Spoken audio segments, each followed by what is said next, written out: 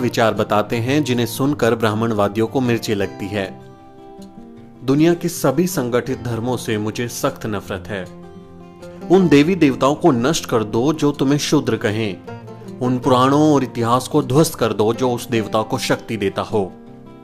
शास्त्र, पुराण और उनमें दर्ज देवी देवताओं में मेरी कोई आस्था नहीं है, क्योंकि वो सारे के सारे दोषी हैं। मैं जनता से उन्हें जलाने और नष्ट करने की अपील करता हूं। मैंने सब कुछ किया।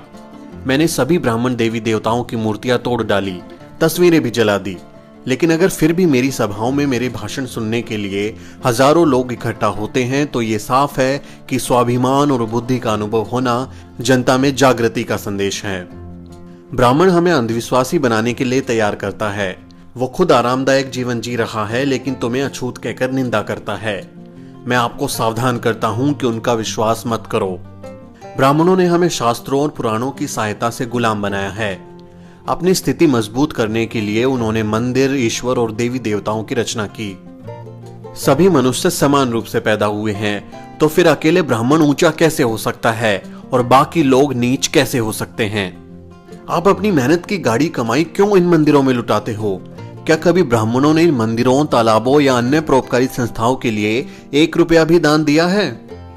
हमारे देश को आजादी तभी मिली समझनी चाहिए जब ग्रामीण लोग देवता, अधर्म, जाति और अंधविश्वास से छुटकारा पा जाएंगे।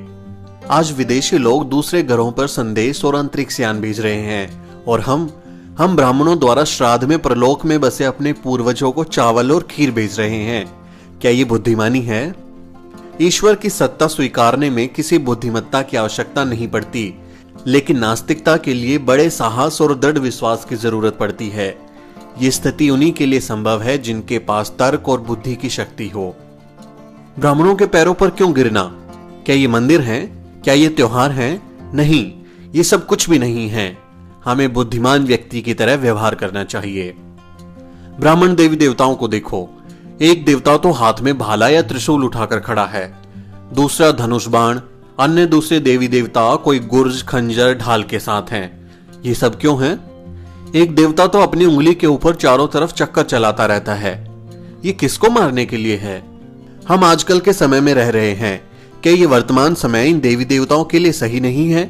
क्या वे अपने आप को आधुनिक हथियारों से लैस करने और धनुष बाण की जगह मशीन गन या बंदूक धारण क्यों नहीं करते? रथ को छोड़कर क्या कृष्ण टैंक पर सवार नहीं हो सकते? मैं पूछता हूं कि जनता इस परमाणु युग में इन देवी देवताओं के ऊपर विश्वास करते हुए क्यों नहीं शर्माती? द्रविड़ कड़गम आंदोलन का क्या मतलब है? इसका केवल एक ही निशाना है कि इस आर्य ब्राह्मणवादी और वर्ण व्यवस्था का अंत कर देना, जिसके कारण समाज ऊंच और नीच जातियों में बांटा गया है। द्रविड़ कड़गम आंदोलन उन सभी शास्त्रों, पुराणों और देवी देवताओं में आस्था नहीं रखता जो वर्ण तथा जाति व्यवस्था को जैसे का तैसा बनाए रखे हैं। पेरियार साहब की ये बातें सुनकर ब्राह्मणवादी जल भुन जाते हैं। पेरियार के इन महान विचारों को अपने साथियों के साथ साझा करें।